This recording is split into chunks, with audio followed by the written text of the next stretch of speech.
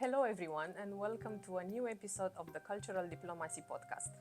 For this edition, I have the pleasure to discuss with His Excellency Mr. Moayad Dalie, Ambassador of the Arab Republic of Egypt to Romania and Moldova.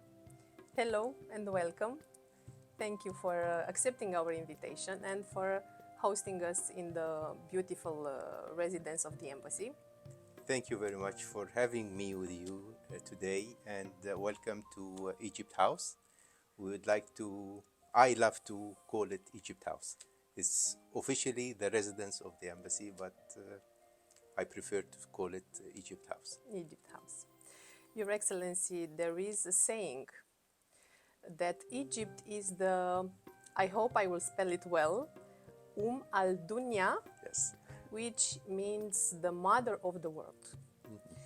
What is your opinion about this statement? In fact, this derives from the ancient culture of Egypt. You know that our heritage is more than 5,000 years ago, and I think that Egypt at that time had enormous development and enormous projects, and it spreads this knowledge to all over the world. I think that's why it's derived from this aspect that Egypt is the mother of the world. And of course, within our area in the Middle East and Africa, also this role continued. And I hope that our knowledge and our heritage will enlighten the whole world. How would you describe the Egyptian culture and what are the most representative aspects of the Egyptian people?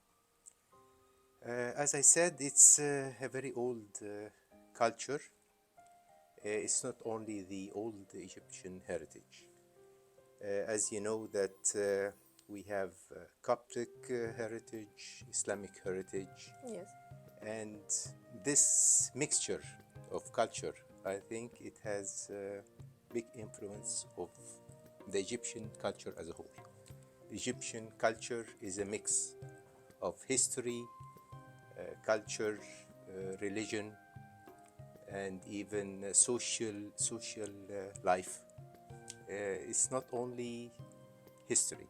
That's what we want to stress on, that everybody's saying Egypt is the pharaohs, and no, we have many other aspects, and this mixture makes it unique culture. This strategic location of Egypt, connecting Africa, Asia, and the Mediterranean, shaped its cultural and historical identity over millennia. Of course, yes, you are right. Our position, some people say it's a curse because we are in the crossroads of people coming from Europe, Asia, Africa, and unfortunately this caused many colonization of Egypt through the past. But in my opinion, it's not a curse, because we are exchanging our culture with the people who came and colonized us. Exactly. And we don't only take, we just give them also from our culture. So this exchange, I think, is one of the reasons that Egypt is known all over the world with this moderate culture, and I think also many countries took from our culture, though it's not said, but if you just dig deep in the culture of every country, you will find something Egyptian in it. Really? Yes. Can you give us some examples? Everybody was saying that Egypt was, after the Ottoman occupation, for example, Yes. that many things, they say that it's coming from Turkey or Turkey or the Ottoman. But in fact, there are many things in Turkey that was taken from Egypt. For example, the coffee. It's called Turkish coffee, but the origin It's from Egypt. is from Egypt. I didn't know that. Yes. That's one of the aspects that we know about it, and not everybody knows about it. How has Egypt's ancient civilization and the legacy of pharaohs, because you mentioned them, such as the Great Pyramids, shaped the country's identity in the modern world? Most of the Egyptians are proud of the ancient Egypt and, of course, the pyramids, the Sphinx, the temples in Luxor and Aswan, because simply they are just masterpieces, and nobody till now knows how the pyramids, for example, They were built. So we are proud of our ancestors, food ancestors, that they were so developed in many aspects of the world, in geometry, medicine, everything. And till now we are exploring some new things that we didn't know about the pharaohs long time ago. This, I think, the personality or the characteristics of the Egyptians have something from the old pharaohs, because some people were in the Arab world or in the Middle East, when they are kidding with us or something, they are saying that you are pharaohs, because some Egyptians are hot-blooded, and whenever something happens, they are Okay. so. So I think this is true, because deep inside of every Egyptian, you will find a little pharaoh. Little pharaoh. Yes. Very interesting. How are ancient Egyptian traditions, such as crafting, festivals, also maybe storytelling, preserved in the modern Egyptian society? We have many festivals going on till now. Some of them goes back to the ancient Egyptians. We call one of the festivals is in the beginning of the spring. For example, it's called Cham Nisim. It means smelling the fresh air. This festival derives from the old Egyptians. It was during the spring every year. They used to have festivals welcoming the spring, and they eat some salted fish, spring onions, and eggs. It's similar to Easter, because and every year we are celebrating it. Other festivals are mainly religious, like in Ramadan and the feast and everything. So we are still holding to our traditions and festivals from the old times. Because you mentioned these festivals, how the cultural events, like the ones you mentioned, and also I know that you have a Cairo International Film Festival. Yes. And the celebration of the pharaonic history contribute to the Egypt's image as a cultural hub. Recently, Egypt has become, as you said, a cultural hub, because we have many film festivals, and they became known. Before, I think, 10 years ago, they were just local festivals, but now they are international festivals. We have ongoing now the International Book Festival in Egypt, and I would like to congratulate Romania, because they have this section in the festival this year. It's very successful, and next year Romania would be the guest of honor of the book. The Yes. book fest in Egypt. Yes, because we are going to celebrate the anniversary of 120 years of relations between Egypt and Romania. Oh, so And this will be a big opportunity, of course, yes. to celebrate this event. Beside these cultural events, also we have some historic events. For example, we are celebrating every year the birthday of Ramses, Yes. where in the temple in Abu Simbel. On his birth date, the sun comes to the temple on his face, on the face of the statue. So this is also proof how Egyptians were so advanced In doing things. yes. So this is one of the famous festivals that we are celebrating every year. Beside that, we have museums all over Egypt. Either they are old Egyptian museums, Islamic museums, Coptic museums, Roman, whatever you think about, we have museums for it. So I think this is one of the secrets that of the richness of the culture of Egypt.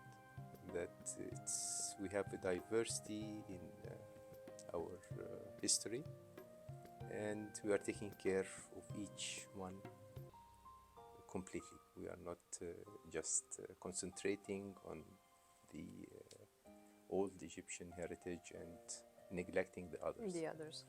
We are, and I think the Grand Museum will, beside the old Egyptian artifacts, there will be also artifacts from Other countries.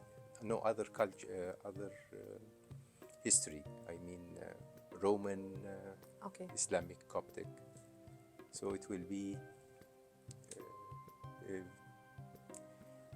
covering all the history of Egypt. How was the transition from your life in Egypt to adapting to various cultures in the countries where you have worked? This is a good question. Since I joined the Ministry of Foreign Affairs till now, I have worked in several missions.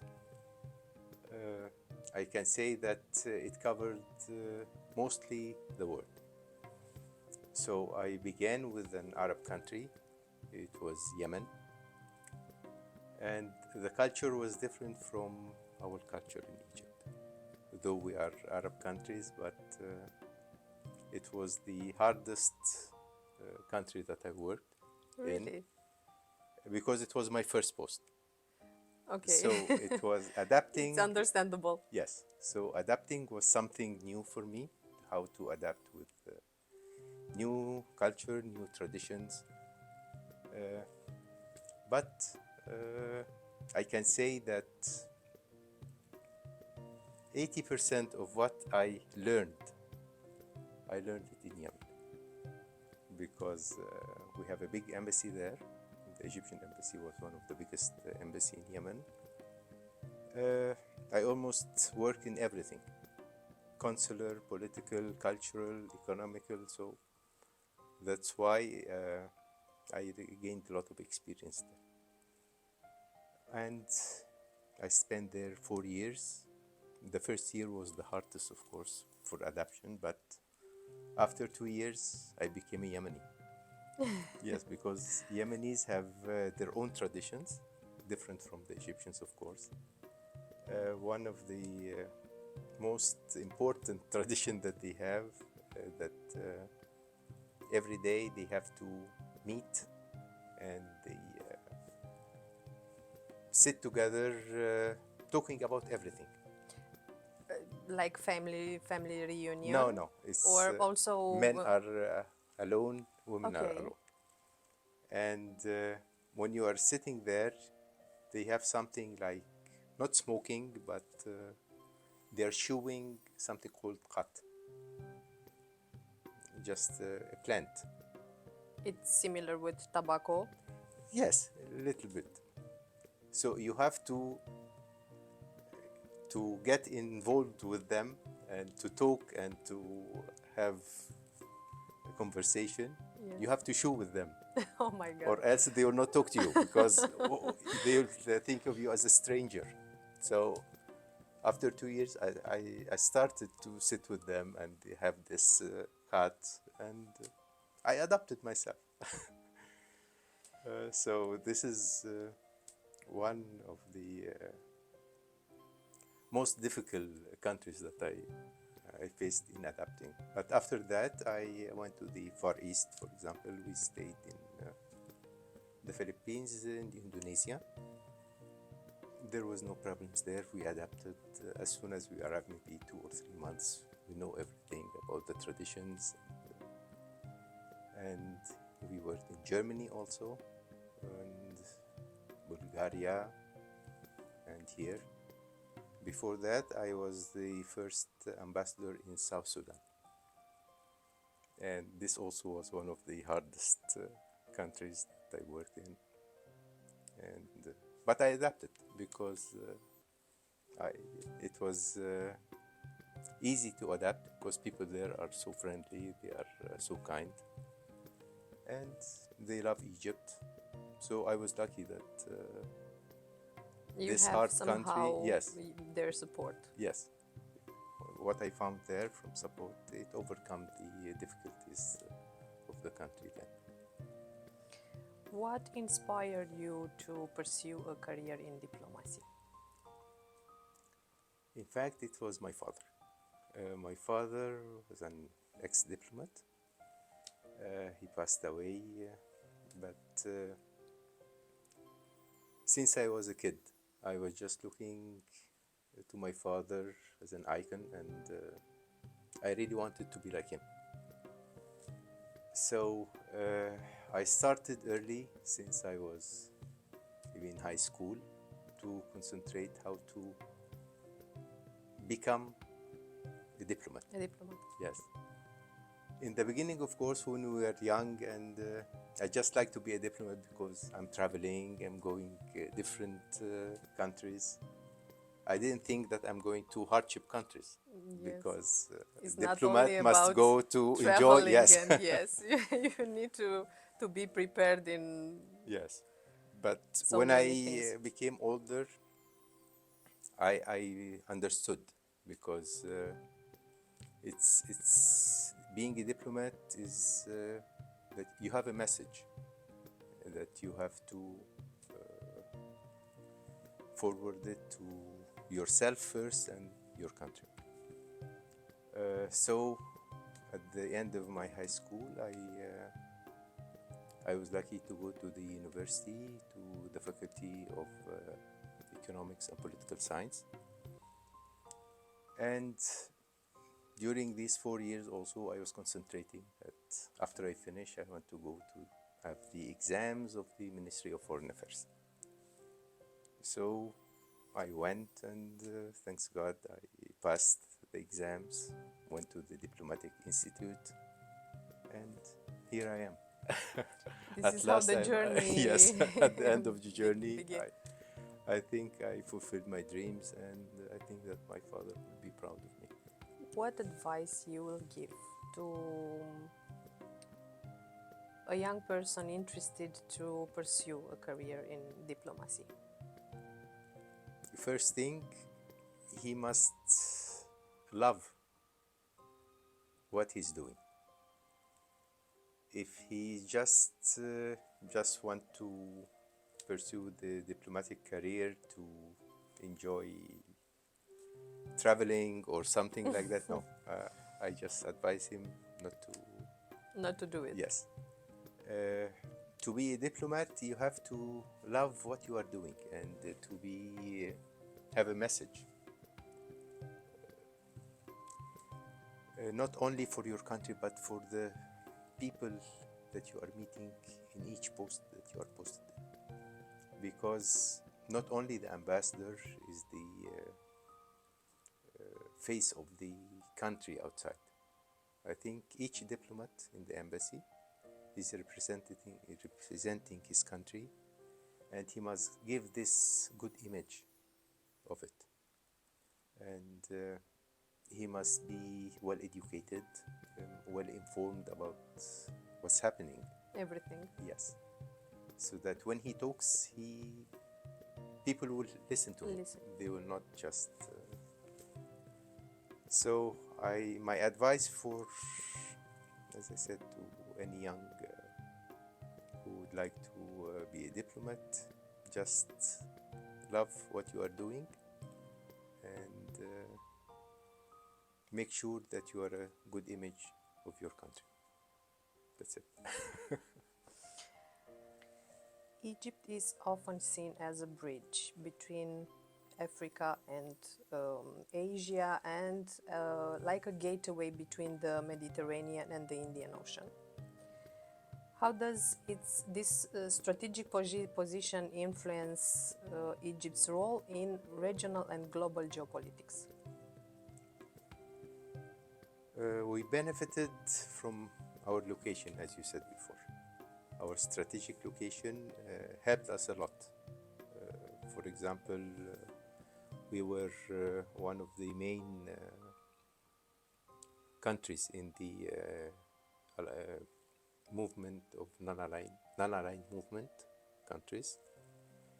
This organization gathered beside Arab countries, Asian countries, Latin American countries, African countries, and our late President Gamal Abdel Nasser was one of the prominent leaders in this group, beside Nehru and Sukarno from Indonesia and Castro from Cuba. So in this, we call it the golden era, because Egypt then were helping the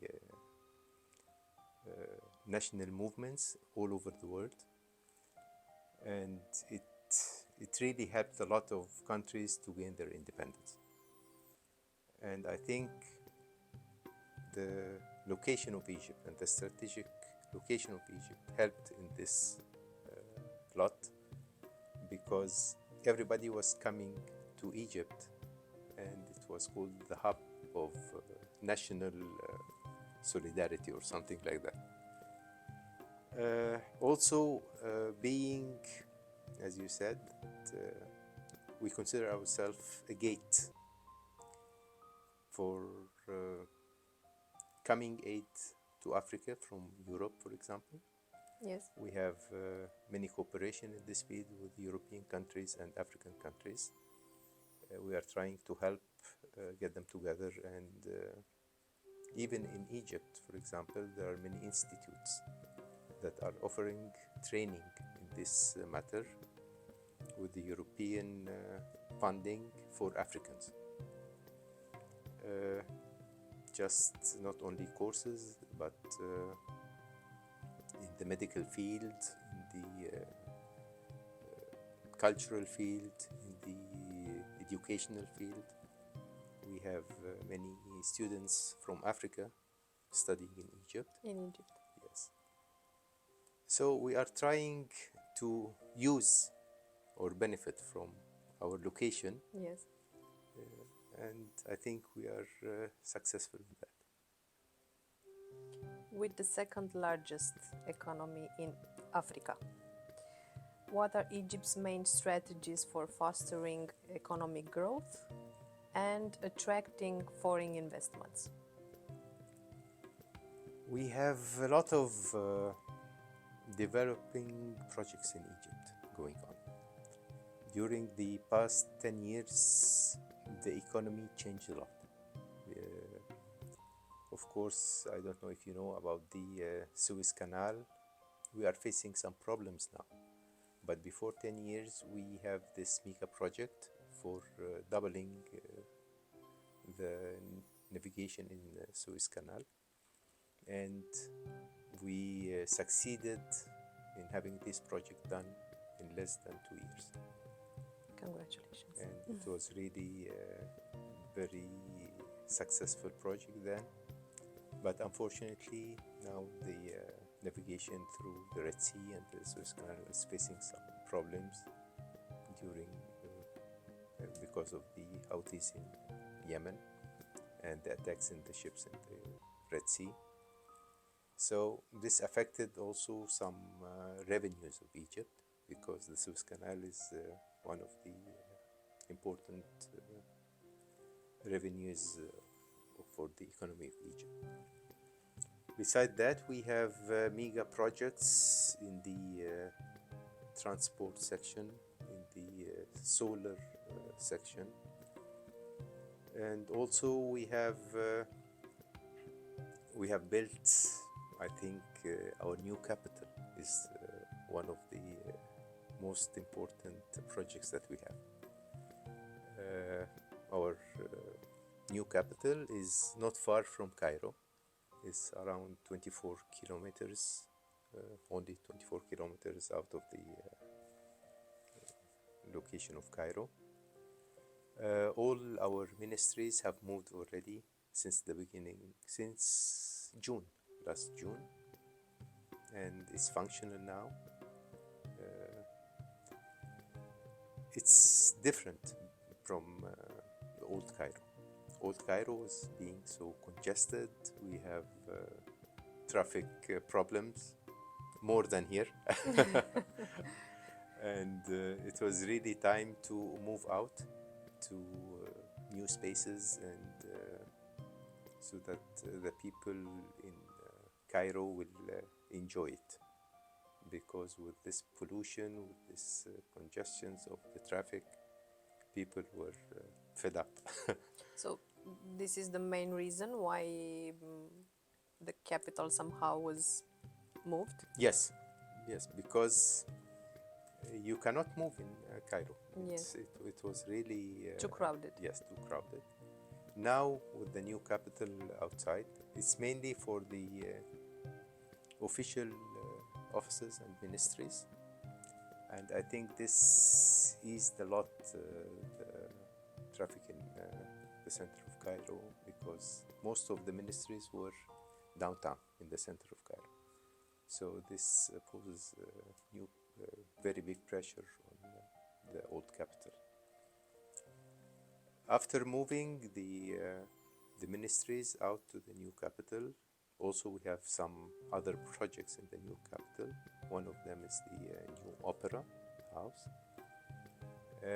It's part of the big cultural center, including the opera and other projects. We have the new cathedral of Egypt. It's also in the new capital. The new Islamic center also is one of the big projects there. So the new capital will be the face of New Egypt. And I hope that tourists visiting Cairo will have the chance to also visit our new capital. And I'm sure that they will enjoy it there. Hopefully it will not be also crowded in short time, because No, I think being only, you said 25 kilometers, it's yes. not quite far. No, 25 kilometers out of the out of the, yeah, yes, okay. of the borders of Cairo. Yes. So, but the new capital, everything was taken care of, because the streets, maybe all the streets are 4 or 5 lanes. So yeah, the infrastructure is... because we know what's going to happen in the future. Okay. You know, the population in Egypt is more than 100 million. So we are taking steps for the new generations, so that when they all come, the aspects. they will not face problems. How have the economic and trade relations between Egypt and Romania evolved in recent years, and which areas have the greatest potential for growth? The bilateral trade between Egypt and Romania is also always fluctuating between 1 billion euros, more or less. Of course, during the COVID Yes. period, it dropped than 1 billion euros yearly. And then it started to pick up again. It reached 1,200 million euros. This year, because of the Ukraine problem and what's happening, it dropped, I think, to 1 billion or less. So we consider this a good percentage, because I think 1 billion euros for the exchange between the trade in Romania and Egypt. We are one of the biggest countries in the Middle East that we have exchange with Romania. Mainly we are importing grains and wheat and corn from Romania. From Romania.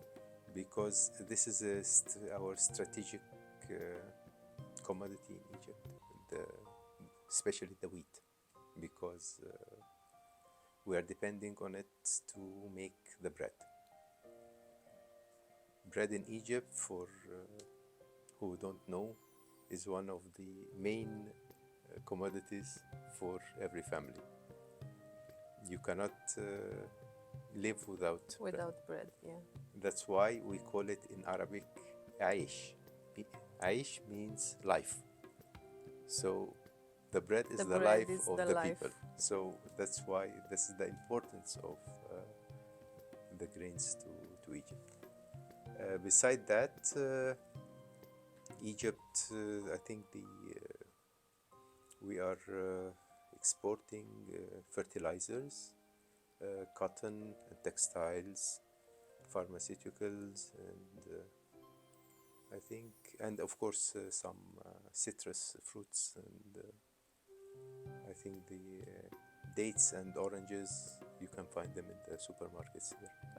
What is your vision for the future of relations between Egypt and Romania, and how do you see the bilateral collaboration evolving in the coming years? Of course, my duty is to enhance these relations. And since I came in 2021, we have many bilateral visits for His Excellency the President Johannes, Prime Minister Chulako, and Prime Minister Choika then. Last year, we succeeded in holding the High Commission between our two countries. This, I think it was in November, and it hadn't been convened for 4 or 5 years, so this was a breakthrough. Next month or the month after, we are also preparing for the strategic consultation between the Ministries of Foreign Affairs between the two countries. So I think this is a good record, and we hope that will continue. Beside the political relations, also we have the economic relations. We are trying our best to enhance this cooperation in different fields, get more investments, either Egyptian companies coming here or some Romanian investors going to Egypt. On the cultural side, we are working our best. We hope that we can make another show for cultures all over the world. We are working on it, and I hope that in 2 months we can hold this show here. And I'm sure that the cooperation between Romania and Egypt has many other aspects or fields to develop in the future, and we are working on it. And please, before I finish, I just wanted to thank Ambassador Olivia to Daron, the Romanian ambassador in Egypt. We are working together, and she's very active in Egypt. And this is a very good example of how cooperation between diplomats can enhance the development between the countries. Because really